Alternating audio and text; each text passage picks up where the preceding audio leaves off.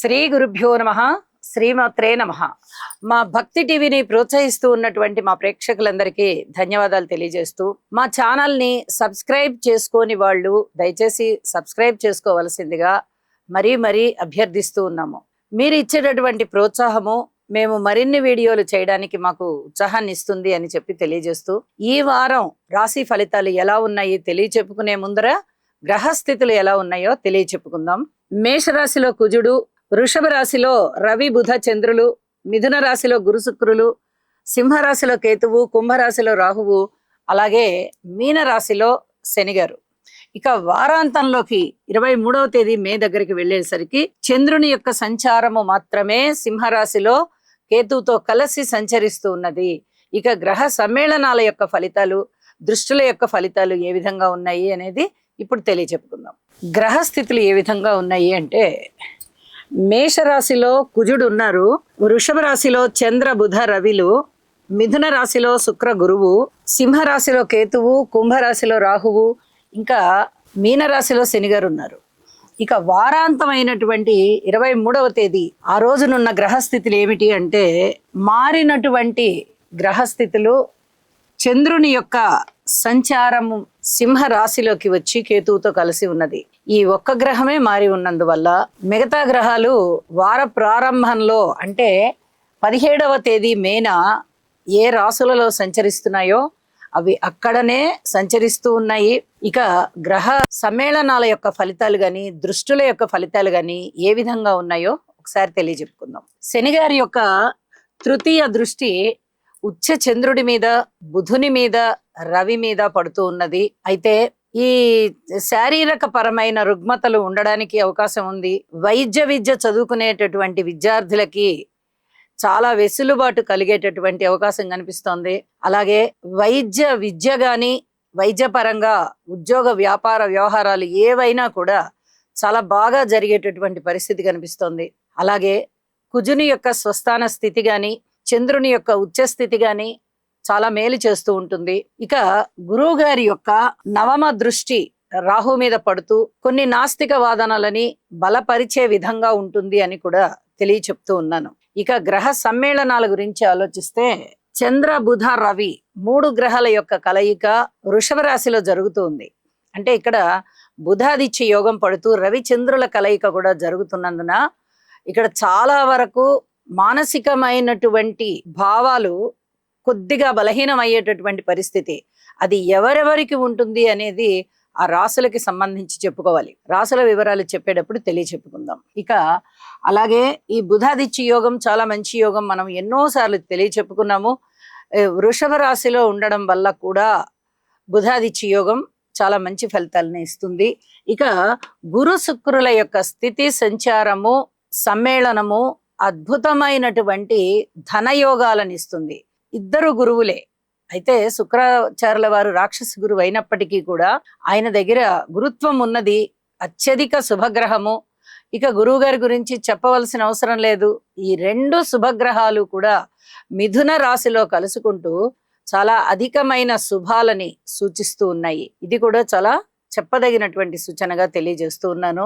వారాంతంలోకి వెళ్ళేటప్పటికి చంద్రకేతువుల యొక్క స్థితి సంచారము ఒకటే రాశిలో ఉంటూ ఉన్నందువల్ల కొంచెం అనుమాన పడేటటువంటి మనస్తత్వాలు రావడానికి అవకాశం ఉంది.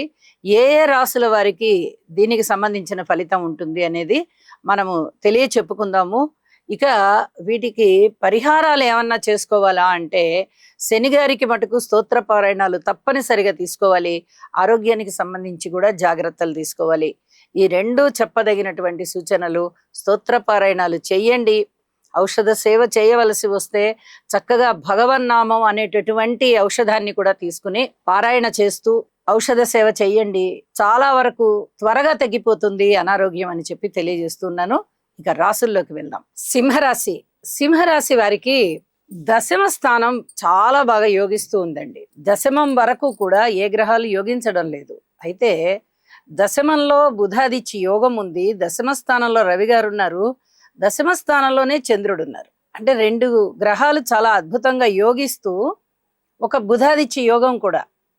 ఇంకా ఇది అసలు అనిర్వచనీయమైనటువంటి ఆనందానుభూతికి లోన్ చేస్తుంది. ఉద్యోగం కానీ, వ్యాపారం కానీ, ఇతరత్ర చేతి వృత్తుల ద్వారా ఆదాయాలు కానీ, ఏదైనా సరే ఆదాయం వచ్చే మార్గాలు ఏవున్నాయో అవి చాలా చాలా అద్భుతంగా యోగిస్తున్నాయి.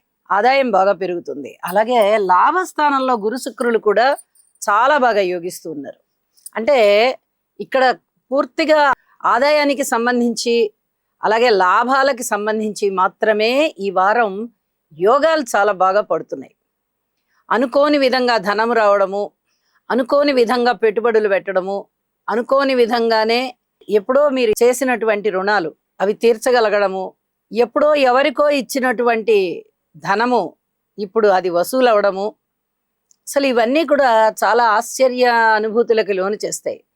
అసలు మనకి గుర్తే లేదు, డబ్బు తీసుకున్నట్టుగాను గుర్తులేదు, వాళ్ళు మర్చిపోయారు, మనము మర్చిపోయాం, ఇప్పుడు ఇచ్చేసాము, చాలా సంతోషంగా ఉంది అనుకుంటారు.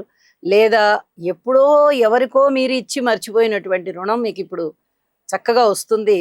ఇది చాలా అద్భుతంగా మీకు మనస్సంతృప్తిని కలగజేస్తూ ఉంటుంది.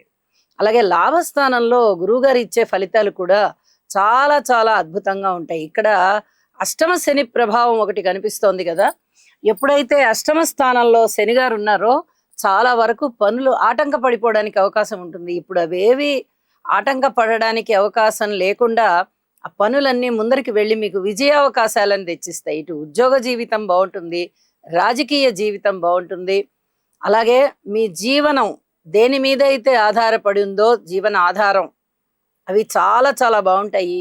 ఉద్యోగంలో అయితే ఉద్యోగంలో ప్రశాంతత, తోటి ఉద్యోగస్తులతో చాలా వరకు సహాయ సహకారాలు అందుకోవడము, పై అధికారుల చేత ప్రశంసలు తీసుకోవడము, లాభాల బాటలో ఉండడము, ఒక సంతృప్తికరమైనటువంటి జీవితాన్ని ఇప్పుడు చూస్తారు. అలాగే కుటుంబం చాలా బాగుంటుంది. ఇప్పటి వరకు వాక్కు రీత్యా చాలా జాగ్రత్తగా ఉండాలి అని చెప్తున్నటువంటి గ్రహస్థితులు ఇప్పుడు కొంచెం పర్వాలేదు, బాగుంది అనిపించేటట్టుగా ఉంటాయి. ధన ఆదాయం బాగుంది అనేటట్టుగా ఉంటుంది. అయితే ఆరోగ్య విషయంలో మటుకు పూర్తి జాగ్రత్త తీసుకోవాల్సిందిగా సూచన చేస్తూ ఉన్నాను. ద్వితీయాధిపతి మీదనే శనిగారి యొక్క దృష్టి, రాస్యాధిపతి మీదనే శనిగారి యొక్క దృష్టి, వ్యయాధిపతి మీదనే శనిగారి దృష్టి. ఇక్కడ వ్యయము, అలాగే రాశి, అలాగే ద్వితీయము, ఈ మూడిటి మీద శనిగారి యొక్క దృష్టి పడుతూ ఉండడంతో కొన్ని రకాల ఇబ్బందులు అయితే కనిపిస్తూ ఉంటాయండి. కానీ గురుబలం కానీ, శుక్రబలం కానీ, రవి బలం కానీ ఇవి చాలా బాగున్నాయి కాబట్టి ఈ బలాల వల్లనే మీరు ముందరికి వెళ్ళిపోతారు. అయితే తప్పనిసరిగా గణపతి ఆరాధన చేసుకొని దుర్గమ్మ వారికి స్తోత్రపారాయణాలు చెయ్యండి. భార్యాభర్తల మధ్య అన్యోన్యత విషయంలో జాగ్రత్తగా ఉండండి.